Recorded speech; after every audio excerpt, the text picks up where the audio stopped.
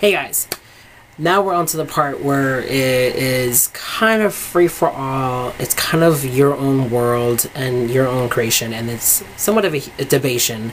But most people agree with what Dorothy Morrison has in her book in the craft. So it's anointing the candles. There's 1,001 ways to anoint your candles. Everyone has their own little gist on it. I like to follow hers because it really connects. I feel it's right. But I also add a little splash into it, so I'll explain later.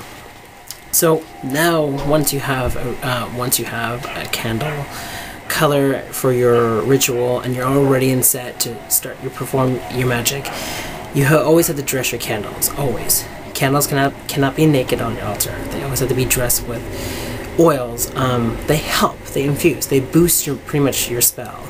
So when you anoint your candle, you're going to have a certain oil that kind of incorporates with that. So certain smells, certain essential oils, certain oils that you craft your own can help influence the ritual, the spell. So there is an easy way is to basically pour a little, I call it a little pool, pour a little pool, rub in your hands. I like to rub my hands first to work my magics, to kind of work the oil.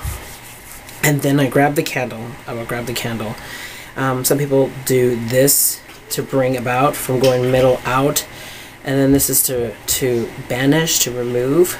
Some people hold the end of it and go like this to invoke, to bring things into life or bring to you, and some people do this to get rid of things from wick to bottom. There's 1,000 ways. There's some people that I see that actually brush it on with a paintbrush, and you just paint it on because it's got to be even.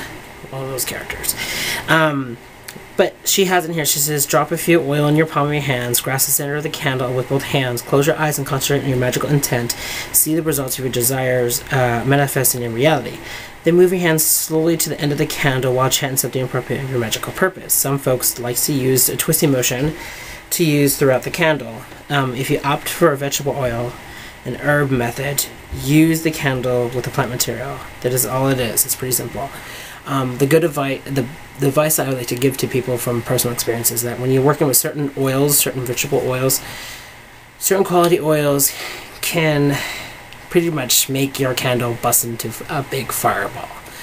Certain herbs that you work with can actually burn the candle, completely burn it down more. So if you're working with candle magic and you kind of want to be safe and you're taking kind of I call it the cheap route, make sure that your space around the candle is safe, where there's non-flammable things around it. Be very cautious and always attend. Sorry, kids. They like to throw stuff. Always attend to the candle when you're working with that. If you're a type of person that doesn't work well with that, this is another way to work with candles for safety. And for me, I just pour a little oil on top. There is another method where you stab little holes, like with a screwdriver or a metal-like straw, and you poke holes, and then you dress it with oil inside so it burns evenly. Sometimes I like to put the oil in there and just let it burn.